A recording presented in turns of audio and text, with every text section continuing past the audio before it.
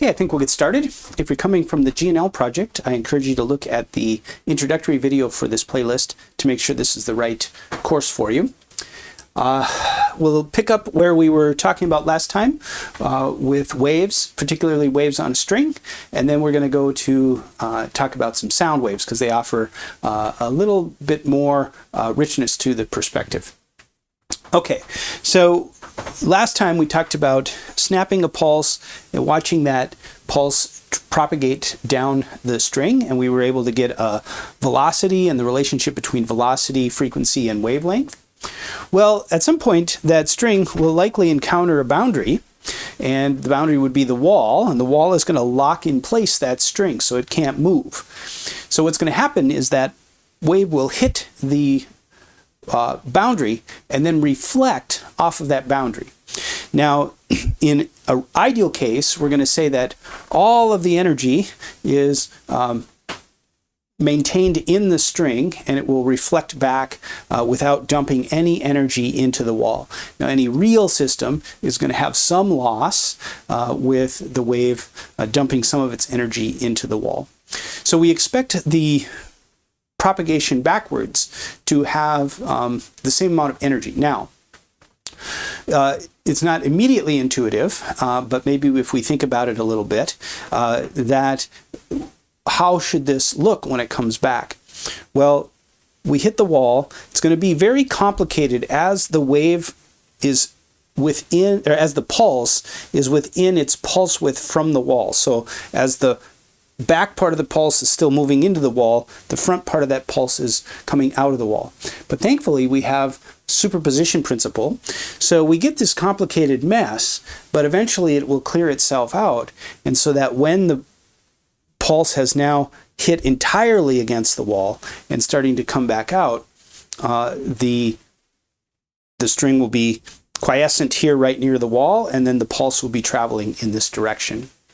Now, the thing about a reflection against a solid, hard wall is that the reflection is inverted. So the string gets inverted upon, or the pulse gets inverted upon reflection. So as this pulse comes in if I were to go up and down with a snap, the pulse would be up, hit the wall. As it comes back, it will be down.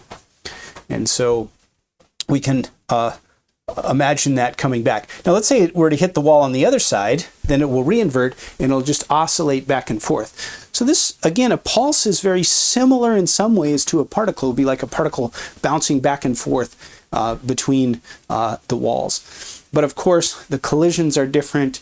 This inversion, there's no analog there for particles. Now, let's get away from pulses again. We talked about just this fact that the string could be in any arbitrary position, and that certainly can be true, or we can use cosinusoidal waves. So let's see how these things sort themselves out, and we'll talk about this idea of a standing wave. So let's actually put two walls in place, and let's just pluck the string, and in some random way, we'll have this, if we take a snapshot in time, we might have this really crazy blue curve. And we don't really have the concept of a period here, but let's just let green be sometime later. There we get just another sort of nondescript, really randomly looking configuration of this string. So it just looks like a bunch of noisy pulses on this, or noisy motion of this string. However, we could imagine setting up a system where the string has a node, is attached here, and then fits exactly fits a wave such that when it gets to the other side, it is also stuck to the wall and not moving. So then if we imagine one period later, this will just come down, right, up and down, and it'll just oscillate back and forth in this very regular pattern. Right? It's not standing in place, not sitting in place completely. It's not like this blue is frozen, but this bit is oscillating up and down, and there's not this crazy motion here. And that's happening because the right number of peaks and troughs fit between these waves. So there's a little nomenclature here, and I kind of jumped the gun on this. These are called nodes, and this is also kind of a node as well, but usually we're referring to inside the string here as the nodes. So this is the point. These are very special points. Notice at the nodes, the string actually isn't moving. The blue and the green are in the same place and always are. So if you were a little ant sitting on the string right at the node, you wouldn't be moving at all. If you were an ant sitting here, that's the antinode, you'd be moving most dramatically. Right? Well, let's think about what this has to be. It has to be some kind of half integer wavelength. So let's take this in steps here. Let's do a half wavelength, right? And then in our minds, let's extend that out so that it's a full wavelength. So if the distance between the walls is L, then if we fit a half a wavelength in, then the full wavelength, which we'll call lambda 1, this will be the longest wavelength for which this will work. Anything longer won't work. So if this would arc up, it would hit somewhere up here. It has to hit at 0 here, is 2L. So lambda 1 is 2L. Let's now stick the next one in. We can't just move this a little bit, change that wavelength a little bit. We have to take a discrete jump so that we go up and down now till we get to that next 0 in this sine wave. And in this case now, one full wavelength fits. So lambda 2 is L, and then we would go one more, and so on and so on. Now, it is helpful to maintain this 2L distance because we're going to get half integer half wavelengths in here. See, here we just have a half. Here we have a full one, but the next one's going to be 1.5. In the 2L distance, we're going to ensure that we always have an integer number of wavelengths. So we can write then a formula for the mth wave as being 2L divided by m. So lambda 1, m is 1, so lambda is 2L as we see here. Here is 2, so this would be 2 divided by 2, and lambda is L. For 3, we bring this in one more 0 here. We'd have 2 over 3L. Right? So it's a good way to kind of, if you extend this in your mind to 2L, it's a good way to see where this formula for lambda comes from. All right, well, the relationship between wavelength and frequency is connected through the velocity, and the velocity is determined by the tension. Now, careful here. We have a T for tension and a T for period. The tension here, and so this gets to the characteristics of the string itself. So the linear density and the tension on the string. And so now we can get a formula for the frequency at which, if this ant was riding on here, what's the frequency at which it's going up and down? Now, we have these discrete jumps in wavelength, so that means we're going to have discrete jumps in frequency because the lambdas are jumping. And so these are called modes. The first mode is where we have just half a wavelength oscillating up and down here. And then the second mode and third mode and so on. The first mode is referred to as a fundamental frequency, and the other modes are referred to as overtones. And an overtone is just m times the fundamental frequency. So if we were, if this was vibrating at 100 hertz, the first overtone, or F2, would be 200 hertz. Now, another word for the, sometimes we call these harmonics. And it's a little bit confusing here. The first overtone is F2, but this is referred to as the second harmonic. So the fundamental is the first harmonic, and the first overtone is the second harmonic. So the numbers are off a little bit there. Okay, well, that's been strings. Let's turn our attention to sound now. So how does sound work?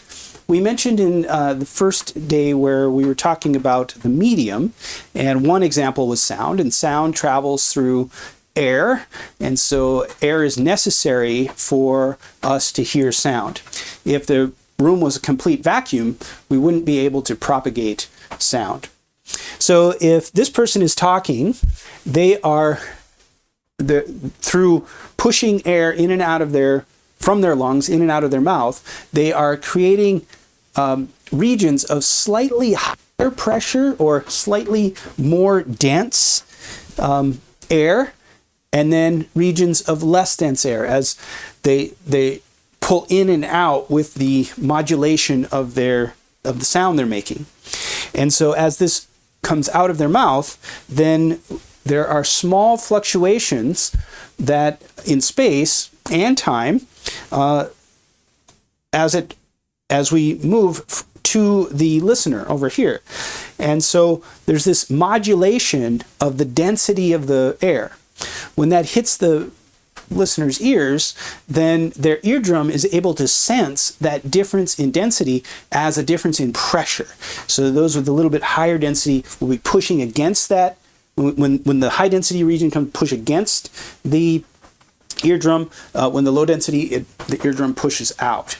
So we can vibrate that eardrum at the same frequency at which the sound is being made by the talker. Okay, so that's all very important. Let's kind of close in on a special case that is the analogy of the string. So in the string, we had this string between, just holding the string. Let's think about sound in a tube, confined to a tube.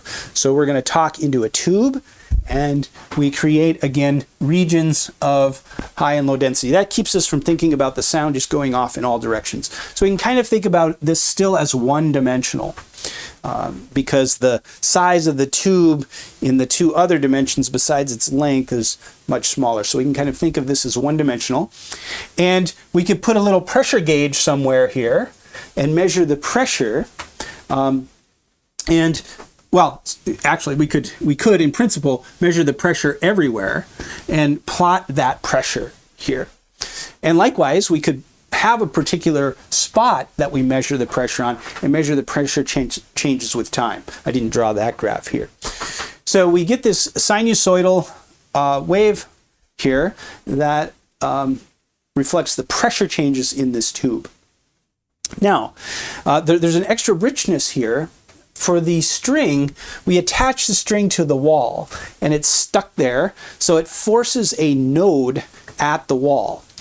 Well, we have a little more freedom with the tube because we can leave the tube open, in which case we say, in an ideal case, we say this just opens up to this big world and so it's opening into this huge volume of air, and so it immediately goes to the density of that air.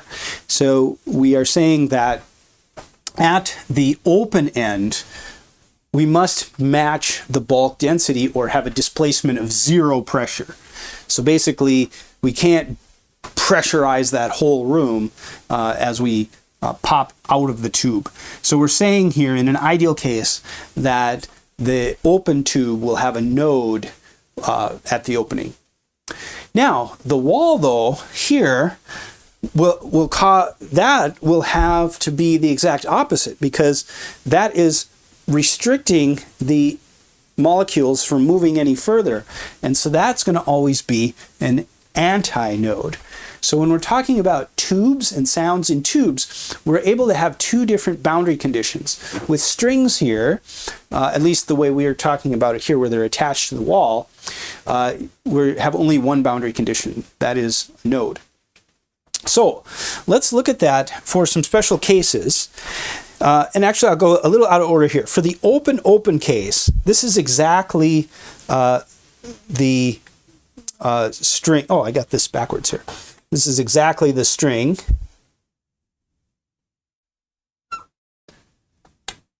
So node at both ends, right? And so this is lambda 1 is 2L. Right, so the fundamental frequency is just v over 2L. Well, what is v? This is the speed of sound.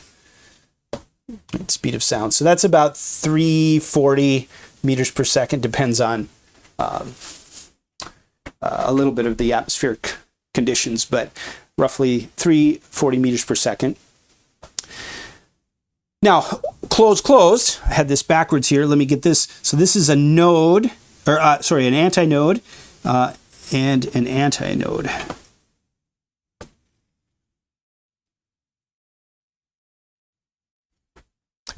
So an up and a down for the fundamental frequency. And notice that's just this shifted. So it too has a wavelength of 2L. And so the very same formula. So open, and closed. Even though the boundary conditions are completely opposite, the fundamental frequency is the same. The interesting one is the open-closed, or the closed-open, either one, in which case we have to have a antinode at the wall and a node at the opening, so we only get a quarter of a wavelength. And so in our mind, we have to take that out 4L, if this is L, from here to here, to take that out 4L to get the fundamental wavelength. And so the frequency, the fundamental frequency, is going to be V over 4L. So it's twice as long, twice as low frequency as open or closed. So the moral of the story here is that for the sound system, we need to think about the boundary conditions a bit more carefully than we did for the string system, which always has the same boundary conditions. All right, so we'll have a lot of homework practice with that, and so we want to kind of start to get all these formulas in place, but even more so have this understanding of how these waves are propagating, and then this idea of standing waves as being sort of this special case. This is sort of beyond the scope of this course, but what's really interesting and really important, where we connect with this idea of superposition, is that these modes can serve as what's called a basis for any kind of motion of the string. And this is really important for physicists and sound engineers and that sort of thing. If we know the modes, we can reconstruct an arbitrary waveform. This is something called a Fourier series, and it's beyond the scope of our book, but we have the seeds of it here because we've talked about superposition and we've now identified the nodes. And what makes that so powerful is that, any wave can be broken down as a superposition of modes. All right, that's it for today.